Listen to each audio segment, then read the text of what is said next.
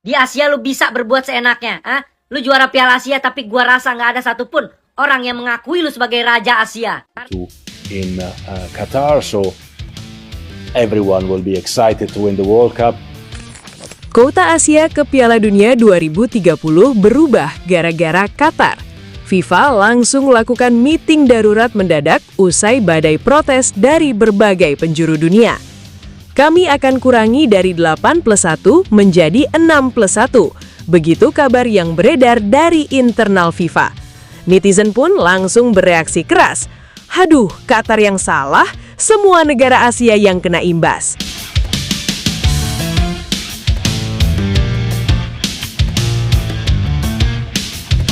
Jadi gini ceritanya, performa wakil Asia Barat di Piala Dunia 2026 ini sebenarnya jadi sorotan besar dari awal turnamen bergulir.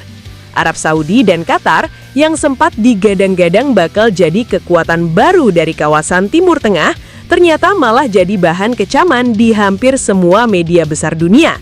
Bukan karena performa teknis yang buruk doang, tapi lebih ke gaya bermain yang dinilai terlalu kasar dan jauh dari nilai sportivitas yang seharusnya dijunjung di ajang sekelas Piala Dunia.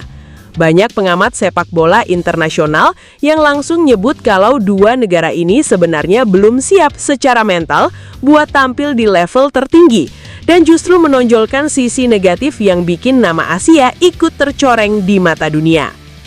Puncak dari semua kontroversi ini datang dari satu insiden yang bikin geger seluruh jagat sepak bola. Seorang pemain Qatar melakukan pelanggaran keras terhadap pemain Kanada, dan akibatnya kaki pemain Kanada tersebut sampai patah tulang. Bukan cedera ringan yang bisa sembuh dalam beberapa minggu, tapi cedera serius yang bikin si pemain harus absen dari lapangan setidaknya setengah tahun. Bayangin aja, karir seseorang yang udah dibangun susah payah harus terhenti gara-gara satu pelanggaran yang sebenarnya bisa dihindari kalau intensitas permainan dijaga dengan benar. Insiden ini langsung jadi bola panas yang menggelinding ke seluruh dunia. Suporter Kanada yang jelas marah besar nggak tinggal diam. Mereka ramai-ramai nyuarakan kekecewaan lewat berbagai platform menuntut keadilan buat pemain mereka yang jadi korban.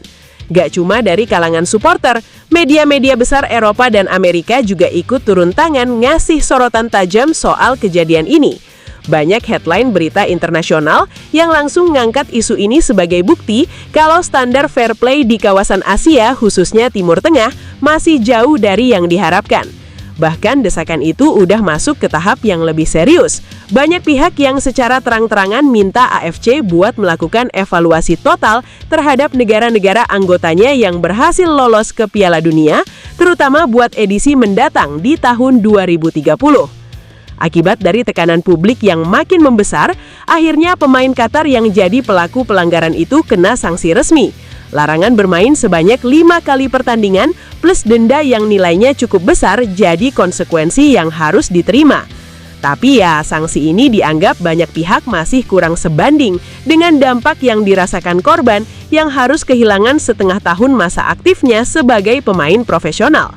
Yang lebih bikin geram lagi, AFC sendiri ikut kena sorotan keras dalam drama ini. Federasi sepak bola Asia ini dianggap terlalu sering memberikan hak istimewa ke Qatar dan Arab Saudi. Dan ini bukan tuduhan tanpa dasar.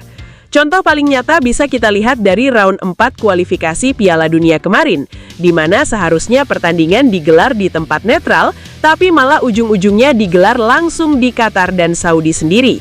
Ya, jelas ini menimbulkan tanda tanya besar. Kenapa dua negara ini selalu dapat perlakuan khusus, padahal track record mereka di lapangan justru kerap menuai kontroversi. Tekanan dari berbagai pihak ini akhirnya bikin FIFA nggak bisa diam diri. Setelah menerima gelombang protes dan masukan dari berbagai federasi, supporter, sampai media internasional, FIFA akhirnya memutuskan buat menggelar rapat darurat yang sifatnya mendadak. Dalam rapat ini, salah satu poin paling penting yang dibahas adalah soal kuota Asia ke Piala Dunia 2030 mendatang. Selama ini kita tahu kalau Asia punya jatah 8 tim lolos otomatis plus 1 tim lagi yang harus berjuang lewat jalur playoff antar konfederasi.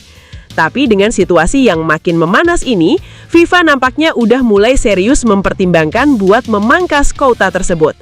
Rencana yang beredar saat ini adalah pengurangan 2 slot dari 8+1 menjadi 6+1. Ya, kalau ini benar-benar terrealisasi, jelas ini jadi pukulan besar buat seluruh kawasan Asia, bukan cuma buat Qatar dan Saudi yang jadi biang masalah. Wacana pengurangan kuota ini langsung memicu reaksi keras dari berbagai negara Asia lainnya. Banyak federasi yang merasa keberatan karena jelas-jelas mereka harus menanggung akibat dari kelakuan dua negara yang sebenarnya nggak ada hubungan langsung dengan mereka. Indonesia jadi salah satu negara yang paling vokal menyuarakan kekecewaan ini, dan wajar aja kalau kita pikir-pikir lebih dalam. Soalnya kalau kuota benar-benar dikurangi jadi 6+1, itu artinya kompetisi buat ngejar tiket Piala Dunia 2030 bakal jauh lebih sengit dari yang sebelumnya. Coba kita lihat peta kekuatan Asia saat ini. Nama-nama seperti Jepang, Korea Selatan, dan Iran udah hampir pasti bakal jadi langganan slot otomatis ke Piala Dunia 2030 karena konsistensi performa mereka yang memang udah terbukti di level internasional. Nah, sisa slot yang tersedia itu bakal jadi rebutan sengit antara Uzbekistan, Irak, Arab Saudi, Qatar, dan Jordania yang semuanya punya kekuatan yang lumayan berimbang. Belum lagi kita harus hadapi Australia yang meskipun secara konfederasi masuk Asia, tapi level permainannya udah setara negara-negara Eropa. Bayangin aja, Indonesia yang sekarang lagi berusaha keras buat naik level harus bersaing ketat dengan 6 negara besar ini cuma buat dapetin 1 tiket tersisa. Ini jelas bukan perkara mudah, dan kalau kuota benar-benar dipangkas, peluang kita buat tembus Piala Dunia 2030 bakal jauh lebih berat dari yang dibayangkan. Gak heran kalau berita ini langsung memicu kemarahan besar dari netizen Indonesia.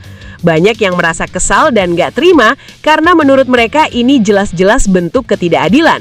Kesalahan yang dilakukan Qatar dan Saudi, kenapa malah harus ditanggung bersama oleh seluruh negara Asia lainnya, termasuk Indonesia yang sebenarnya nggak ada sangkut pautnya dengan insiden kekerasan di lapangan. Ada yang nyebut ini namanya kena getah gara-gara nila. Ada juga yang bilang harusnya FIFA kasih sanksi langsung ke negara yang bersangkutan, bukan malah menghukum seluruh kawasan dengan cara mengurangi kuota secara general. Banyak juga yang berpendapat kalau ini jadi bukti nyata betapa besarnya pengaruh Qatar dan Saudi di tubuh Federasi Sepak Bola Dunia. Sampai-sampai kesalahan mereka aja bisa berdampak sistemik ke seluruh negara Asia lainnya. Ironisnya, justru dua negara yang jadi sumber masalah inilah kemungkinan besar tetap punya peluang besar buat lolos ke Piala Dunia 2030. Sementara negara-negara lain yang gak ada masalah malah harus berebut sisa kuota yang makin menyempit. Ini yang bikin banyak pihak menilai kalau keputusan FIFA ini terkesan setengah hati dan belum benar-benar menyentuh akar masalah yang sesungguhnya. Sampai saat ini, keputusan final soal pengurangan kuota Asia ke Piala Dunia 2030 masih belum resmi ditetapkan oleh FIFA. Rapat darurat yang digelar kemarin baru sebatas pembahasan awal dan kemungkinan besar masih akan ada beberapa pertemuan lanjutan sebelum keputusan final diumumkan secara resmi ke publik. Tapi yang jelas wacana ini udah cukup buat bikin seluruh kawasan Asia was-was, termasuk Indonesia yang harus mulai mikir ulang soal strategi jangka panjang buat ngejar mimpi tampil di pentas Piala Dunia. Menurut kalian gimana guys? Setuju nggak sih kalau kuota Asia harus dikurangi cuma karena ulah dua negara doang? Jangan lupa tinggalin komentar kalian di bawah ya.